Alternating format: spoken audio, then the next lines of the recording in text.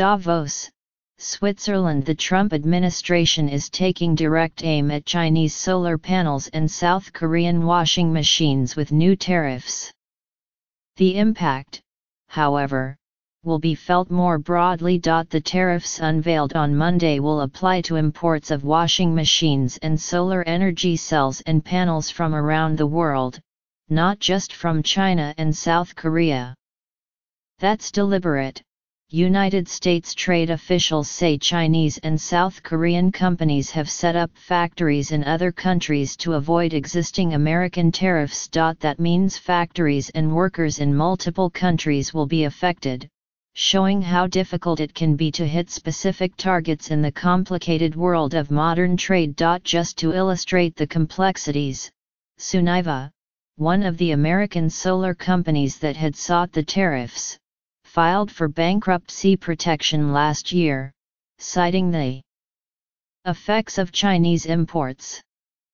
But the majority owner of Suniva is itself Chinese, and the company's American bankruptcy trustee supported the trade litigation over the objections of the Chinese owners. China and South Korea could take their complaints to the World Trade Organization, which settles trade disputes. Under its obligations to the international body, the United States would have to back off if the organization ruled against it. If Washington did not adhere to such a ruling, the World Trade Organization could authorize other countries to set similar trade limits. That could raise the question of whether the United States accepts the organization's decisions. Robert E. Lighthizer, the United States Trade Representative, has argued for years that such decisions should, essentially, be advisory. China and South Korea have leverage of their own, as they are big importers of American-made machinery and agricultural products. China, in particular, has long been a big buyer of soybeans and other crops from states that supported Mr. Trump in the 2016 election. And as an enormous consumer of the world's goods, it could easily punish American companies that have international competitors, for instance by choosing Airbus planes over Boeing's or punishing General Motors while leaving Volkswagen alone. But a trade fight would be painful.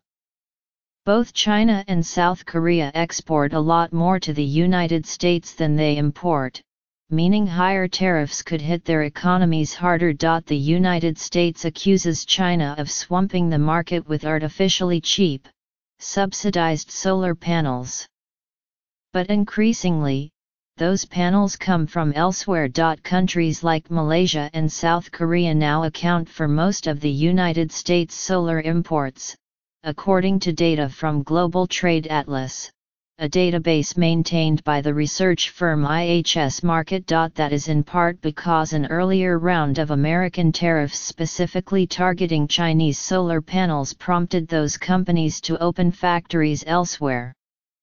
JA Solar and Jinko Solar, for example, have opened factories in Malaysia. Chinese companies still do much of their research and development at home, before shipping materials to other countries for assembly. Completed panels are then shipped to the United States. Still, spreading the manufacturing base also means other countries may face job losses and other hardships thanks to United States tariffs, which could galvanize opposition to the move. American companies in those industries have themselves also set up shop in places like Southeast Asia, said Rajiv Biswas, an economist at IHS Markit. Due to the increasing integration of the Asian manufacturing supply chain, he said in an email, the impact of higher U.S. tariffs on solar panels and washing machines could have wider transmission effects beyond South Korea and China. President Trump is set to speak to world leaders gathered this week at the World Economic Forum in Davos, Switzerland, where he could drop hints of whether the United States has more trade barriers to announce.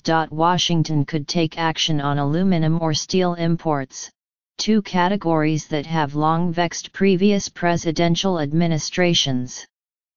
It is also exploring a major trade action against China focused on intellectual property.